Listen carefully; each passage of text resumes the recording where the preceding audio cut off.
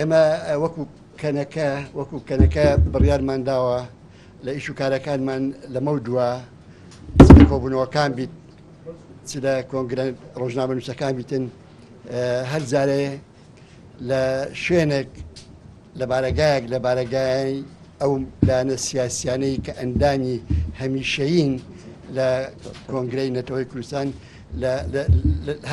هەر جارێ لە شوێنێک لەو شوێنانە کۆنگرەکان بەسین. ئەمڕۆ بڕیارماندا تەقدیرەن لۆ مووقفی برایانی حیزبی شووعی لە مەقەڕی مەکتەبی سیاسی حیزبی شووعی کوردستان ئەو کۆنگرەی ڕۆژنامە نووسە بەستنی زۆر سپاسیان دەکەین ئەمڕۆوە. برایان ئێوە دەزانن ئەمە لە 15 و 16 ئەو مانگە کۆنگرەیەکی تەشاوریمان لە سلێمانی ئەنجامدا.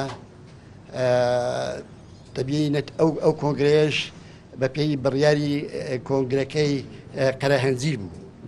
ئەو کۆنگرەیەکی تەشاوری بیت دوو ڕۆژی خایەن بەشی هەرە زۆری لایەنە سیاسەکان هەرچا پارچەی کوردستان بەشداریان تێدا کرد جگە لە مەجموعەیەش کە خەڵقانی بێلایەن و خەڵقانی ڕەوشنبیر و ئەکادیمی و پەرلەمانتار و ئەنواع خەڵکی بەڕێز. لە نەتیجەی ئەو دوو ڕۆژێ ئەو کۆبوونەوە تەشاوریە مەجموعەیەک تەوسیات و بڕیاردرا.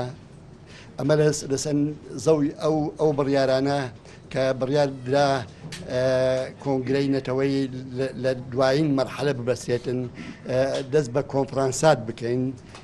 کۆنفرانسێک تایبەت بی بە باشووری کوردستان، کۆنفرانسێک تایبەت بی بە ڕۆژاوە و یەک بە ڕۆژهەڵات و بە باکوور و یەکیشیان لە ئەوروپا. دەبی ئەوانە هەموو تەمهیدە بۆ ئەوەی لە نەتیجەیە کۆنگرەی نهایی بەستێکە کۆنگرەی نەتەوەی کوردستانات بۆ هەر چار پارچەی کوردستان. ئەوەی ڕاستی ئەمە نەخشە ڕێگایەکماندانایە نەخشە ڕێگایەکماندانایە بۆ جێبەجێکردنی ئیش و کارەکانمان چۆن دەست پێ دەکەین و هەتا بەستنی کۆنگرەکە.